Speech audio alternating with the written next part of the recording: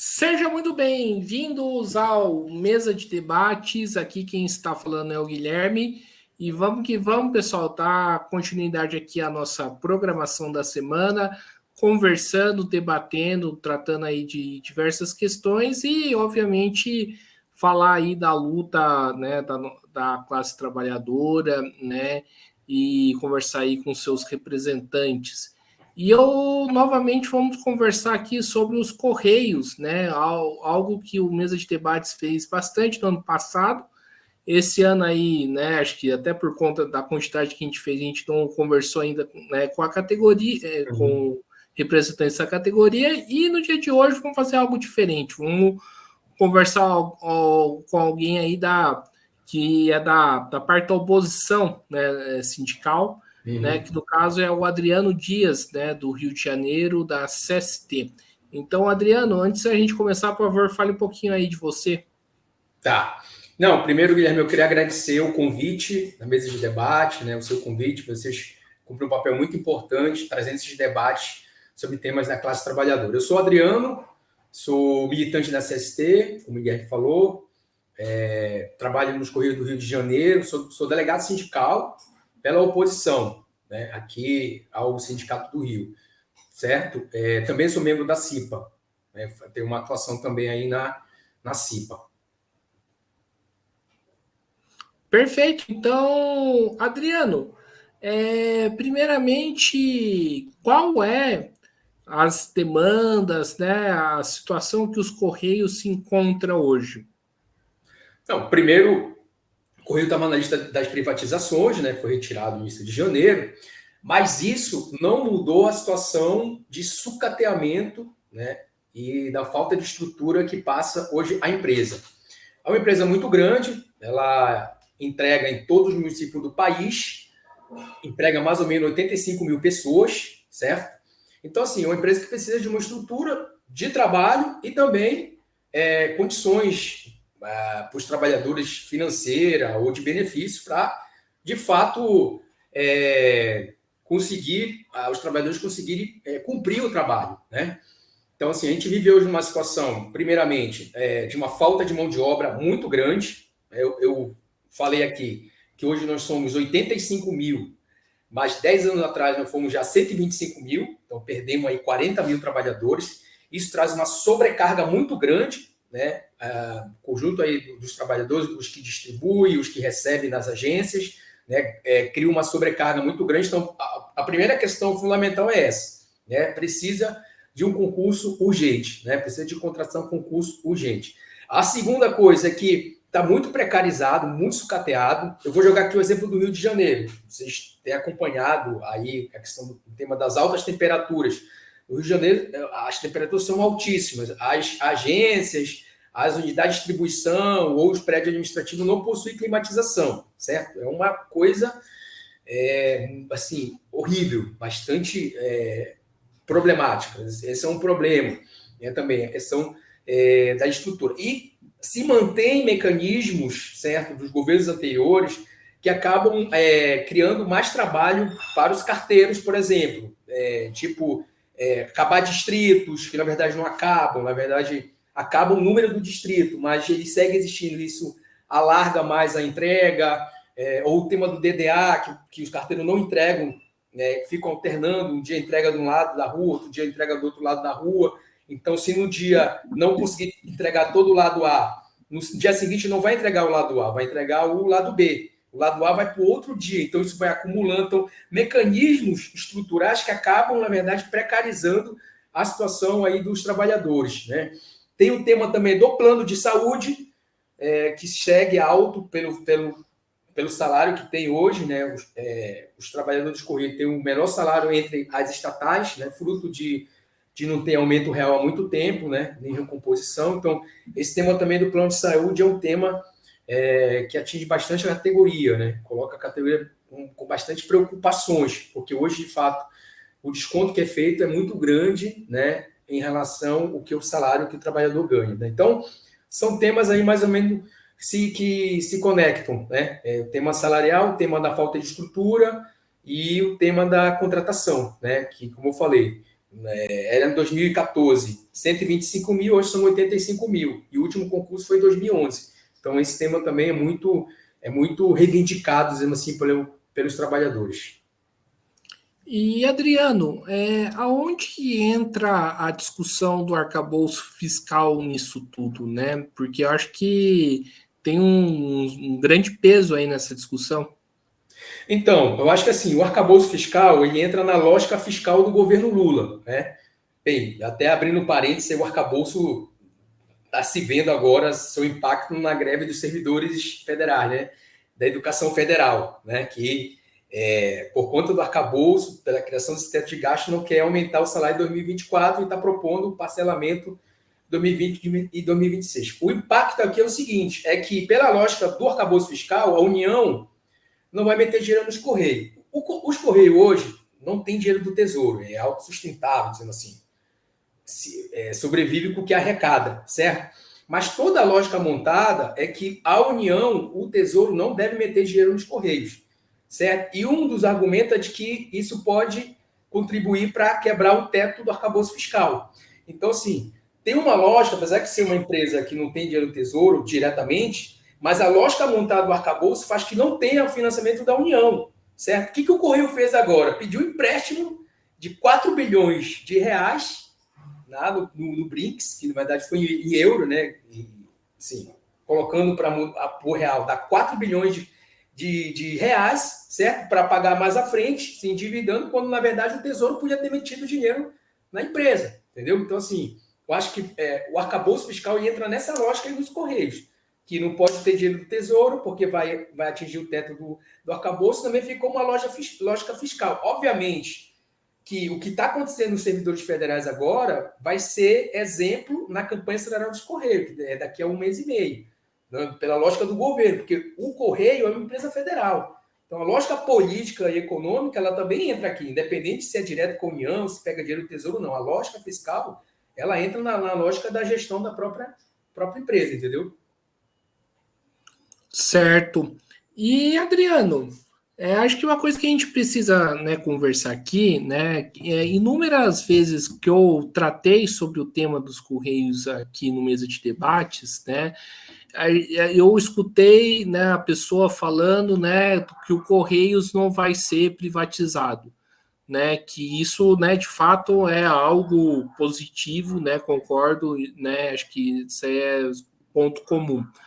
Mas, ao mesmo tempo, né, a gente está conversando aqui, né, sobre o arcabouço fiscal, né, e uma coisa que a gente tem que precisar falar é o investimento no setor público, né. Você não acha que é um discurso meio frágil você falar que o Correios, né, não vai privatizar, ao mesmo tempo você tem uma política de sucateamento, né, dos Correios, né, de não investimento que vai levar, né, novamente a discursos, né, tipo, ó, tá vendo, tem que privatizar? Você acha que isso aí é meio complicado, essa falta de investimento? Sim, total. Eu acho que é uma contradição. Como eu falei, tudo sempre, todos os comunicados da empresa, para justificar não pagar alguma coisa, não cumprir alguma coisa, de acordo com o que a gente fala disso, ó, tá fora da privatização e você não pode cobrar mais nada. Só que só sair da lista de privatização não quis dizer que está tendo investimentos pesados na empresa. Eu falo assim, primeiro, porque a primeira lógica que tem que ter, Guilherme, é o investimento na classe trabalhadora, não são os trabalhadores, entendeu? Por exemplo, a empresa está numa briga, por hora não tirou de forma definitiva, ela quer tirar os 30% da periculosidade dos motociclistas, certo? Os motociclistas dos Correios têm direito a isso. Atrasou um mês, mas quer tirar, tem uma briga na justiça, tudo isso. Então, assim, ela quer tirar. Então, assim, é uma contradição grande dizer que não vai mais privatizar, mas manter uma lógica que isso que você falou, que cria argumentos para mais à frente justificar a própria privatização. Então, o primeiro investimento que tem que ter, que é na classe trabalhadora, os Correios não estão fazendo. A última campanha salarial, que já foi no governo Lula, foi bastante difícil. Bastante difícil. Até hoje, o que foi fechado no acordo coletivo, a empresa não cumpre, né? Não vem cumprindo, entendeu? Então, assim, de fato, só dizer que não vai privatizar, mas não ter um plano de investimento no salário, na condição de trabalho, entendeu? Ou entrar numa lógica mercadológica, de vamos competir com o Mercado Livre, e fazer ter a mesma lógica do privado também não, sabe, não é um discurso que contradiz a esse permanente debate que nós tiramos da privatização da lista, mas, bem, e depois? Depois que sai? Depois o que faz depois que sai? Tem investimento, tem estrutura, tem condições de trabalho, tem salário, cumpre o acordo coletivo? Isso não vem ocorrendo, né? Isso é importante aqui, todo mundo saber que vai assistir que não vem ocorrendo. Só não saiu a greve, aí eu quero abrir até um parênteses aí, Guilherme. A greve só não saiu porque as direções seguraram. Hoje nós temos duas federações, Fintech da CUT e a Fintech da CTB. E são muito pró-empresa e pró-governo, exageradamente. É muita reunião, Guilherme, muita reunião de enrolação permanente, mesa de negociação permanente. E que eles seguram por aí para não sair uma greve na categoria. Então, vamos fazer 4 anos sem greve. Nunca foi esse o perfil dos Correios Trabalhadores. Sempre era ali mais mobilizado, greves e tal. Essa empresa não foi privatizada anos atrás por conta das greves, enfim. Então, assim, tem uma insatisfação um pouco na categoria, que só o fato de dizer que tirou não quer dizer que mais à frente não possa ocorrer medidas que ajudem nesse tema da privatização. E eu abro esse parênteses de que as direções hoje das duas federações também contribuem bastante para não ter uma luta mais ofensiva para conquistar o que foi prometido e até agora não foi dado para a categoria. Ô Adriano, você tocou num ponto bastante interessante, né, que eu, né, compartilho, né, da mesma visão do que você, né. Eu acho que o problema das direções sindicais dos Correios, acho que reflete, né, em outros sindicatos, né, também, que é muita gente, né, indo para Brasília, né, negociar, né, fazer reunião, né, mas assim, a gente não está vendo, né, nenhum resultado prático nisso, né? Então, o que adiantam, né, ter um governo que senta com os sindicatos, né? Essa é a primeira coisa que a gente pergunta, né? Como que você, eu queria que você aproveitasse, como que você vê essa tentativa aí, né, tanto dos sindicatos Correios, né, mas também em outros sindicatos, de fazer muita reunião, né, com o governo? Então, porque é o seguinte, né? Para que servem essas reuniões, certo? Que se concretizem e mais. Quando você se enfia em várias reuniões e não mobiliza a categoria, cria uma ilusão na categoria de que aqueles que estão sentados lá vão resolver a questão. Então, não vão porque não vai ser assim. A conquista das nossas pautas não vai ser sentando só com o patrão e conversando, certo? E também porque os dirigentes não vão querer. Esses que sentam na mesa, infelizmente, têm uma política que não é de mobilização, não é de ir a uma greve, não é de ir a um enfrentamento, uma luta para poder conquistar a pauta. Então, fico nessas reuniões, vou dar um exemplo aqui dos Correios, montaram um monte de GT. Depois que assinou um acordo coletivo, isso já faz 4 meses, mais ou menos, 5 meses, mais até, nada foi cumprido da mesa, entendeu? Não foi cumprido. Saiu agora o edital do concurso, mas tem um déficit de 40 mil, parece que eles vão apresentar uma proposta de 9 mil, não sabemos ainda. Só está o calendário lá. Se não tiver pressão, não vai ser cumprido o calendário, entendeu? Outros temas, como o plano de saúde, também não foi cumprido. Mudar instrumentos que acabam aprofundando a precarização da entrega dos carteiros, também não foi mudado. Então, sabe? Então, são reuniões, de fato, de enrolação, né? E mais, como é que você, como dirigente sindical, quando você vai numa reunião, a fortaleza dela, ela está na base. Se você vai ficar no reunião, mas não tem mobilização, não tem greve, não tem luta, não tem paralisação, uma reunião pela reunião. E a empresa vai fazer o que ela faz hoje. Enrola. Na próxima reunião, nós vamos ter uma resposta. Aí tem mais uma reunião. Na próxima reunião, nós vamos ter uma resposta. Aí já estamos uns 4 meses esperando essa resposta e não tem. E o que a empresa mais quer é que não tenha mobilização. A empresa e os dirigentes sindicais também, porque são dirigentes sindicais, né, CUT, CTB, que, enfim, não querem nenhuma mobilização que acabe questionando eles, né? A gente vê agora, e eu faço essa ponte no geral também, o que é o 1º de maio. 1º de maio, São Paulo, é com Lula no meio de uma greve da educação federal, entendeu? Então, assim, em outros lugares é com prefeitos aí da direita e tal, enfim. Então, acho que está muito conectado, né, essa questão da reunião, enrolação permanente, muito conectado com o papel que a direção sindical vem cumprindo hoje, né? Que infelizmente é de falta total de independência em relação ao governo, em relação aos patrões. Certo. E se a gente você falou aí, né, da questão dos servidores, né? É correto afirmar, né, que o que está passando os servidores federais hoje vão passar outras categorias também? É possível, sim, com certeza. É possível. Como eu falei, eu acho que essa luta é muito importante, sua vitória, para refletir nas campanhas salariais que estão vindo. Porque eu vou falar, a nossa campanha do primeiro ano do governo não foi fácil. As primeiras propostas eram reajuste para muito depois do acordo coletivo, chegou uma proposta de ter bianual, reajuste abaixo da inflação, já foi assim, entendeu? Eu vejo que isso, sim, é uma lógica geral de não dar reajuste, de congelar, de pedir paciência para a gente. Enquanto isso, o governo vai gastando dinheiro com os militares, com a PRF, com os banqueiros, pagando 5, 6 bilhões de diários de juros da dívida.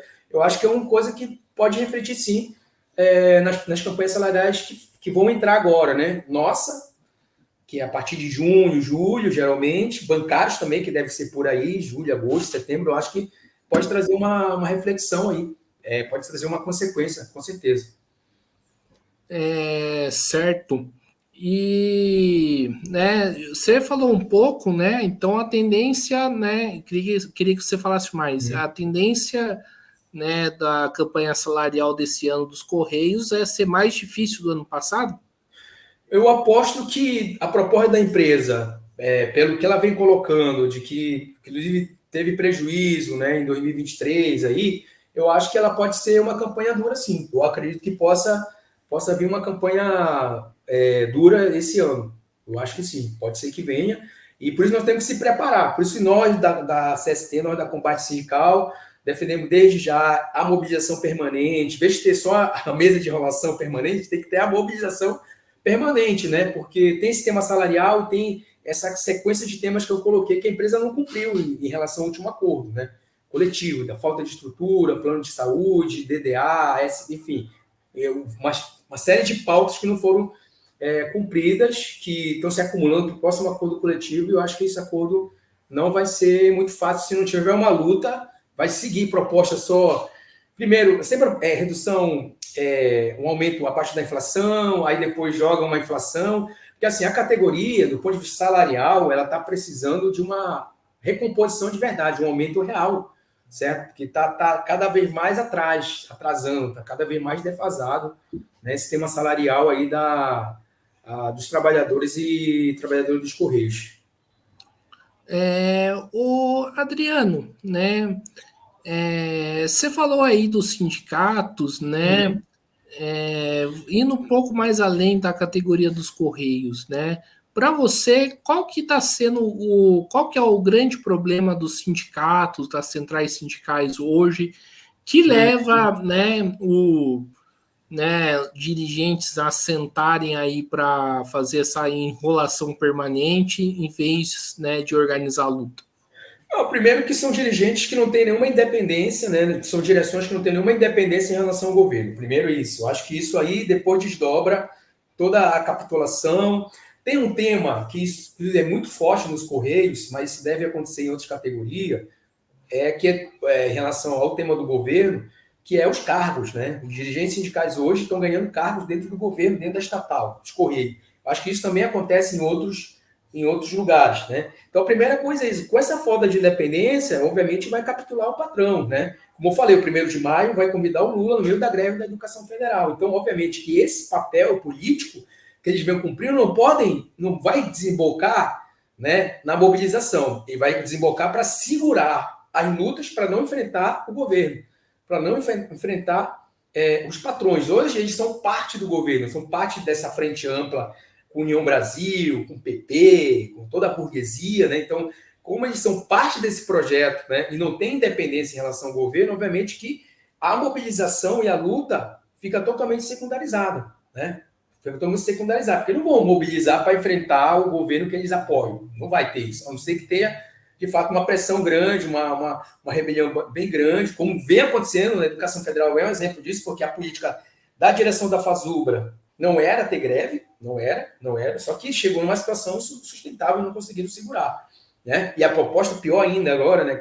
Essa proposta que foi apresentada também não ajudou eles a querer desmontar a greve, dizemos assim. Mas Guilherme, tem muito a ver com isso. No momento, essa falta de independência, são burocracias sindicais que já não apostam na luta, na mobilização. Nós vimos isso no governo Bolsonaro também, né? Que não queriam ir para a rua, não queriam ir para a luta, e mais ainda agora por serem parte do governo. Né? Então, eu acho que esse é um elemento que ajuda a gente a entender por que não querem fazer mobilização e luta aí da classe trabalhadora. Porque esqueceram as pautas importantes, como a revogação das contrarreformas da Previdência Trabalhista, lei da terceirização, enfim. E porque estão apoiando agora esse PL dos aplicativos, que são governo. Esse é o grande problema. E, Adriano, você falou aí, né, do sucateamento que existe nos Correios, né?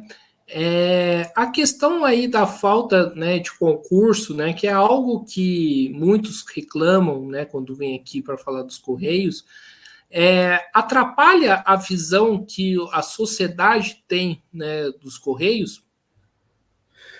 Assim, na verdade, a falta de trabalhadores ele impacta no dia a dia do trabalho, na entrega, né? Dessa recepção com aquele que recebe, né? Encomendas, cartas, enfim, todos os objetos que o correio entrega. Então, traz um impacto, sim, no trabalho final.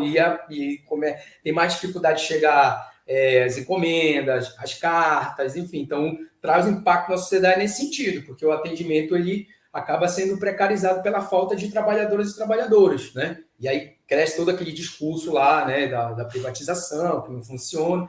Mas, assim, às vezes não consegue chegar por conta dessa falta de mão de obra, né, de trabalhadores e trabalhadoras que estão faltando. São 40 mil foram reduzidos em PDIs, aposentadorias, né? Então, assim, é um contingente muito grande que falta numa empresa que entrega em todos os municípios do país, dimensão que tem aí o Brasil, né? Então, eu acho que acaba impactando nessa relação quando, na verdade, tem dificuldade de chegar, né? As encomendas acabam por conta da falta de mão de obra.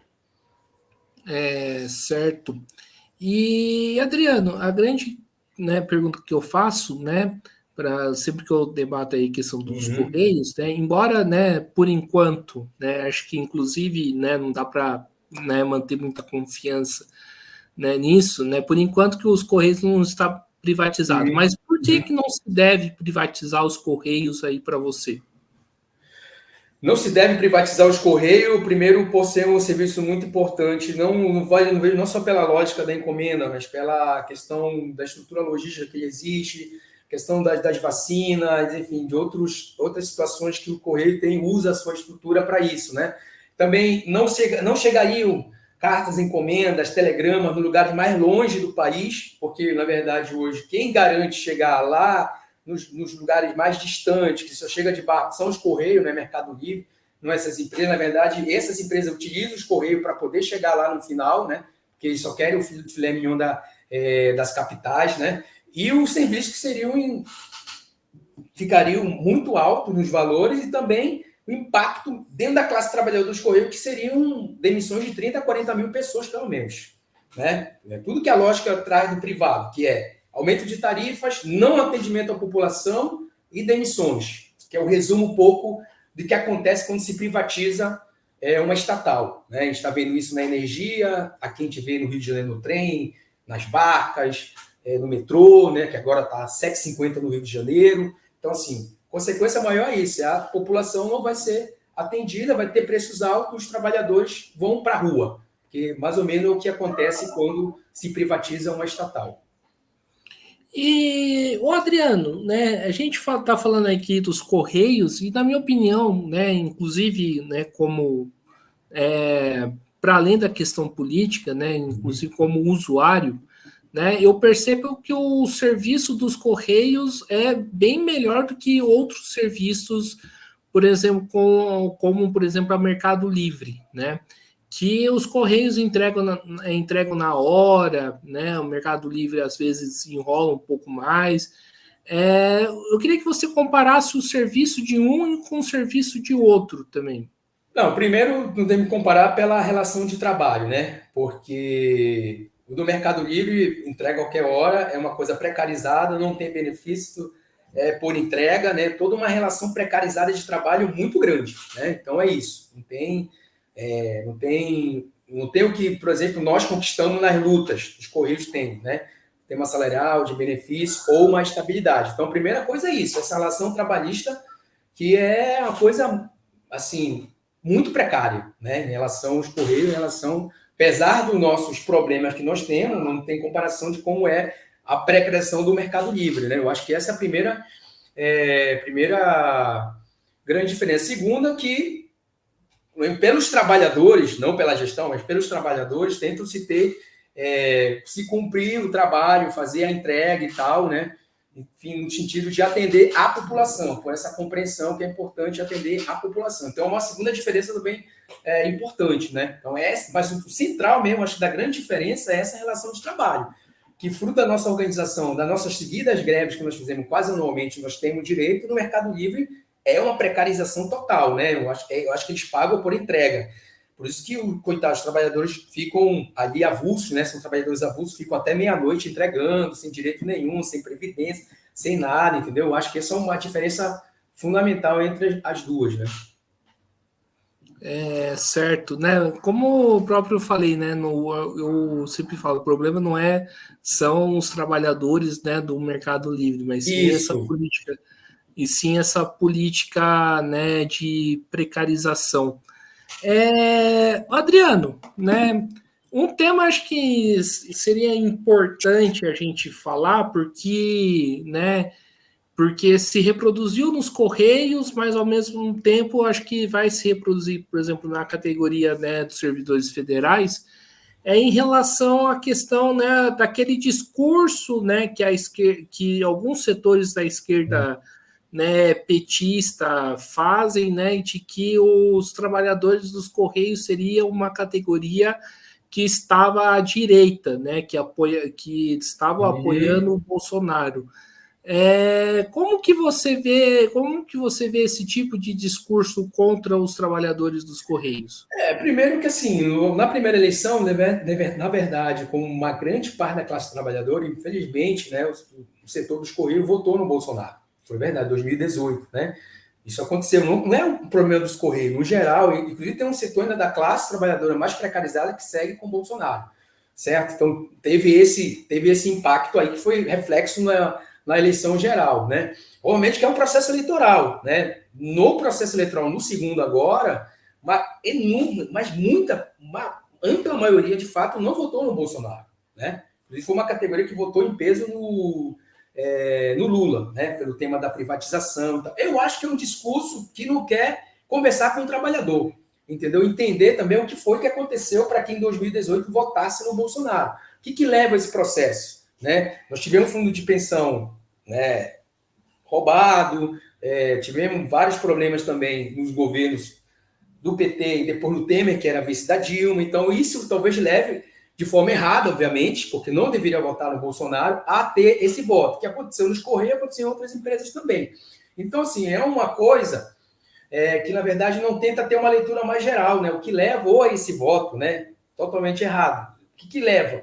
É isso que a burocracia sindical não quer debater. Porque depois, no outro processo eleitoral, mais de 90% votaram aí no Lula para derrotar o Bolsonaro, né?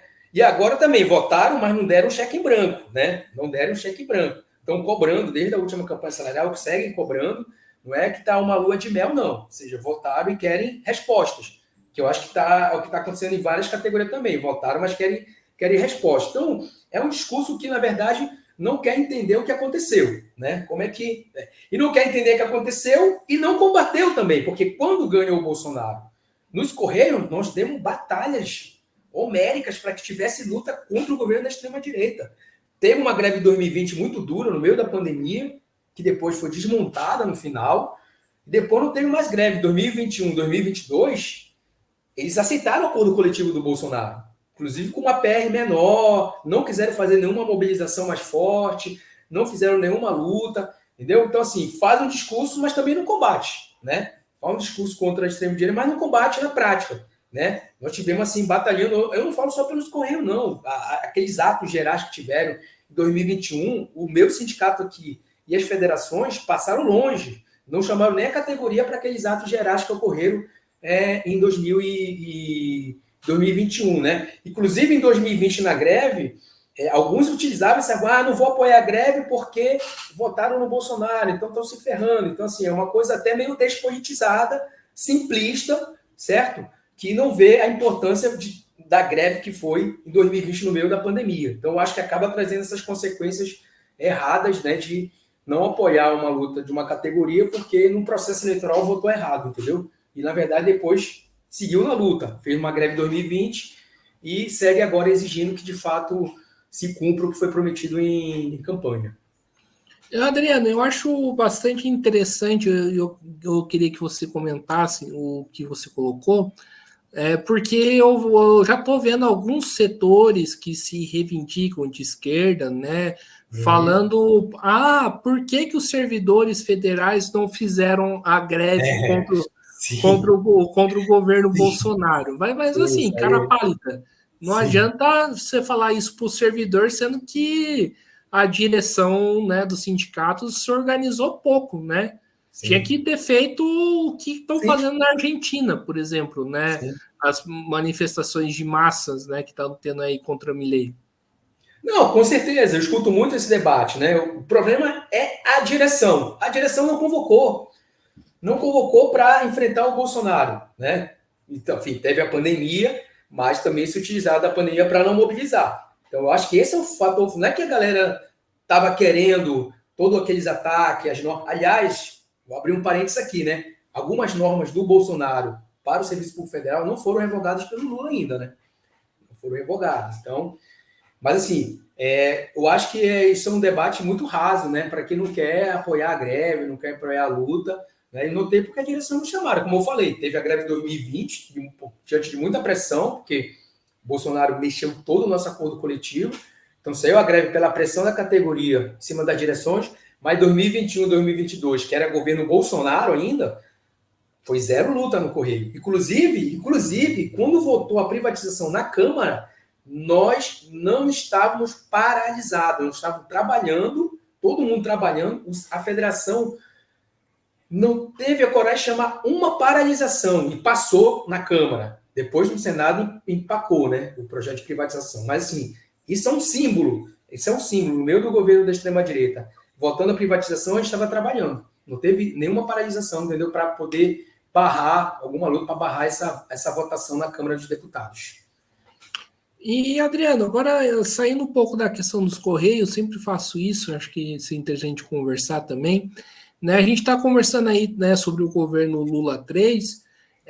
A impressão que eu estou vendo desse governo, eu queria saber qual que é o seu posicionamento aí da CST, de que está sendo um governo mais à direita do que os 3 anteriores governos petistas, né?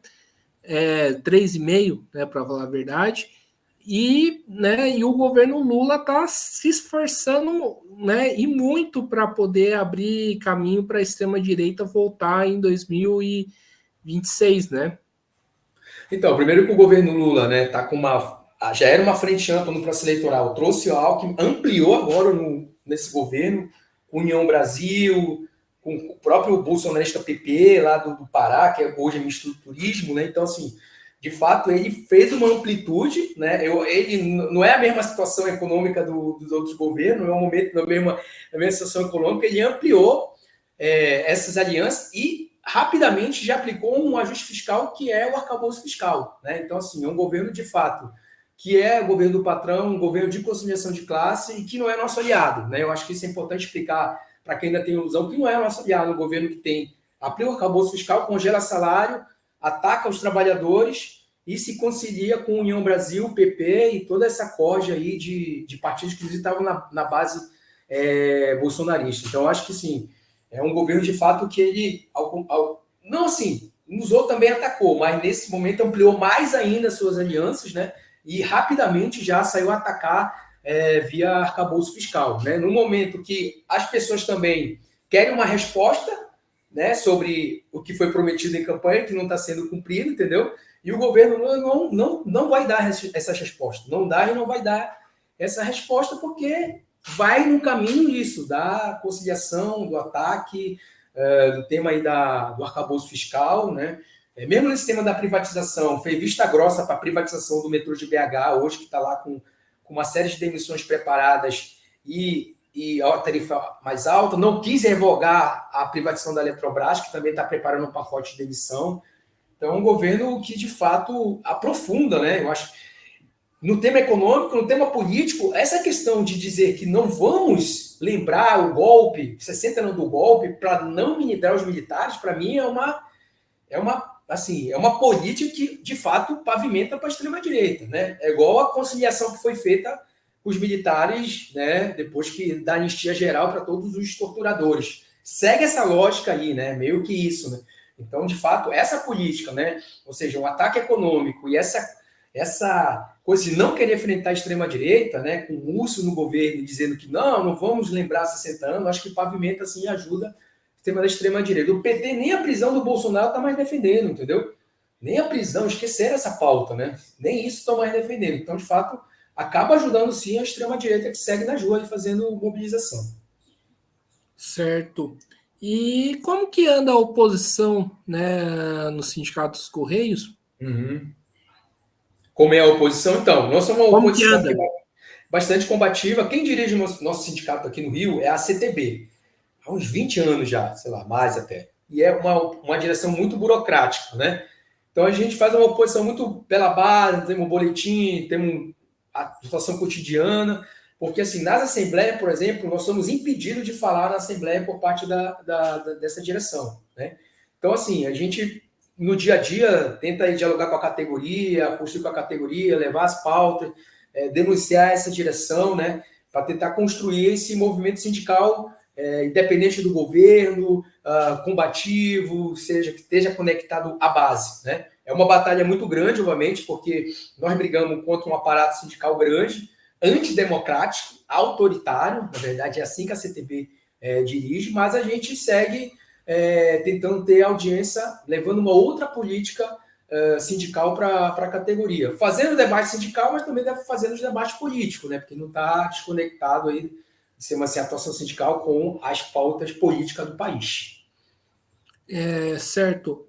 Adriano, eu vou usar esse finzinho aqui de entrevista aqui nosso, né, para conversar com você sobre um tema que eu acho que é de suma importância, que é uma iniciativa que está ainda gestando ainda na fase inicial, que é a retomada de um polo socialista, né, que ocorreu em 2022, mas infelizmente, né, de forma equivocada, o PSTU, né, pôs um fim, né, e estou vendo aqui algumas organizações, né, o Mesa de Debate está participando aí das discussões, né, da retomada desse polo, e a CST está participando. Qual que é a importância aí para você, né, de unificar as correntes que se reivindicam revolucionárias, que se reivindica de independência de classe, né, nesse momento que nós estamos vivendo? Eu acho que é importante, né, esse esforço de ter uma unidade, né, entre os grupos que estão por fora do governo, porque nós precisamos construir uma alternativa de direção. Acho que isso é o fundamental. Estamos discutindo aqui. A direção são governo, né, que não tem independência, que constrói esse projeto da frente ampla, né, que vai trazer como resultado mais ataque para a classe trabalhadora e também pavimenta o espaço da extrema-direita. Nós precisamos, para enfrentar isso, nós precisamos apresentar uma alternativa, né, construir aí uma unidade, né, sem quebrar a unidade de ação, né, que tenha no movimento, mas é importante construir, de fato, uma unidade entre as correntes mais de esquerda, mais revolucionárias, para avançar nesse tema de uma alternativa, né, de uma coisa que não seja a frente ampla e que enfrente a extrema-direita. Eu acho que é uma iniciativa importante, né, tem que ter muita paciência também, na verdade, né, entre nós, muito debate, tudo isso. Né, eu acho que você colocou um pouco o tema aí, a posição do PSTU, mas eu acho que é importante para tentar criar um embrião de uma coisa alternativa, né? Não vai ser a mesma, juntar todo mundo e fazer uma mesma organização, mas de construir nessa unidade uma alternativa que não capture os patrões, que tenha independência de classe, que lute por um Brasil socialista, pelo não pagamento da dívida, ou seja, uma coisa de fato que seja vinculada à classe trabalhadora e uma alternativa que tem que ser apresentada, senão fica toda vez nessa coisa de corre para frente ampla, né? Enfim, então é fundamental tentar avançar para se construir um polozinho pequeno que seja para mostrar essa alternativa para a classe trabalhadora. É algo parecido com o que é a FIT na Argentina, né? A FIT, por exemplo, tem um papel muito importante na Argentina, sem dúvida. É fundamental. Obviamente que tem um peso maior todas as organizações que fazem parte da FIT, mas como projeto, né, de construir uma alternativa nas lutas, e também nos processos eleitorais, né, porque também a gente intervém na eleição, eu acho que a FIT é um exemplo de fato importante aí, que agora está intervindo com força, por exemplo, nas mobilizações contra o Milei, né? Então, acho que é isso aí, pessoal. Estamos encerrando aqui mais uma entrevista do Mesa de Debates. Quero aqui agradecer a participação do Adriano, né? Gostei bastante da nossa conversa e passo a bola para ele fazer suas considerações finais. Guilherme, quero mais uma vez agradecer o convite importante aí, né, para trazer o tema dos Correios, trazer outros temas políticos, né. Eu não poderia finalizar aqui chamando o apoio à greve aqui da educação federal, a principal greve hoje do país, que enfrenta o governo Lula e sua política de arcabouço fiscal. Então, chamar a solidariedade, chamar o 1º de maio classista independente que está sendo construído aí nas capitais, seus patrões e seus governos, né. Acho que é fundamental, né. E chamar essa unidade aí da classe trabalhadora, essa unificação aí, né, para poder avançar e a gente conquistar nossas pautas, né, independente de onde nós estamos organizados, qual categoria, mas a unidade da classe trabalhadora para avançar e conquistar nossas pautas e construir um outro mundo, né, um outro país, uma outra saída de fundo, né, que é o Brasil socialista, um governo da classe trabalhadora sem os patrões. Adriano, onde que vai ser o 1º de maio no Rio? Do Rio, amanhã nós temos uma plenária, mas vai se concretizar, tudo vai se concretizar na Praça Mauá, a partir das 10 da manhã. Tá? Beleza, maravilha. Então, acho que é isso. Então, acho que é isso aí. Mais uma vez, agradecendo ao Adriano, agradecendo também a você que estiver nos assistindo. Peço aí que se inscreva no canal podcast Mesa de Debates de Tudo Um Pouco. Acompanhe o nosso trabalho, curta, compartilhe, comente, né, as nossas entrevistas, matérias, programas.